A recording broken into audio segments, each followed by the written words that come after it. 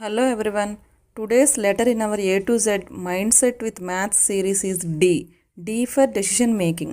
చిన్న డెసిషన్స్ కూడా మన మైండ్ సెట్ని చేంజ్ చేస్తాయి. Let me share a small story.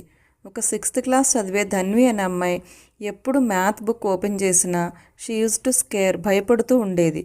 Word problems చూసిన ప్రతిసారి తను ఒక డెసిషన్ ఫేస్ చేసేది. ఈ ప్రాబ్లమ్ స్కిప్ చేయనా ఆర్ ట్రై చేయనా అని.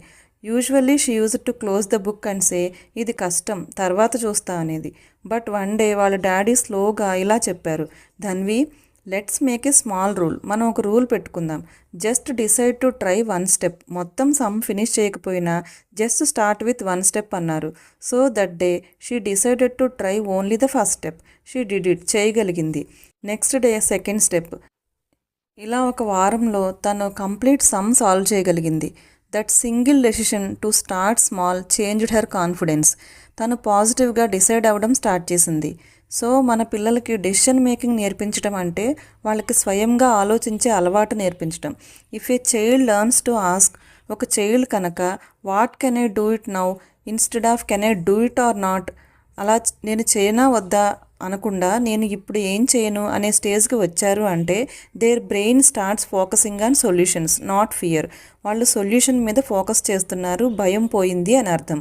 సో పేరెంట్స్, మీ పిల్లలు నెక్స్ట్ టైం హెజిటేట్ అంటే సంకోచంగా ఉన్నప్పుడు ఫాస్ట్గా చేసేయి అనకుండా జెంటిల్గా what decision will help you to learn better now, ఏం చేస్తే నువ్వు ఇంకొంచెం బెటర్గా చేయగలవు అని అడగండి. This one question helps them to think, decide and act.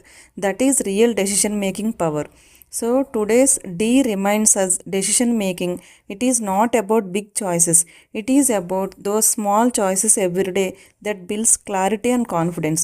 Let's help children to decide with courage because small decisions creates big directions. D for decision making. చిన్న నిర్ణయాలే పెద్ద మార్పుని తీసుకువస్తాయి. Follow this channel for next letter in our A to Z series with math and mindset. Thank you.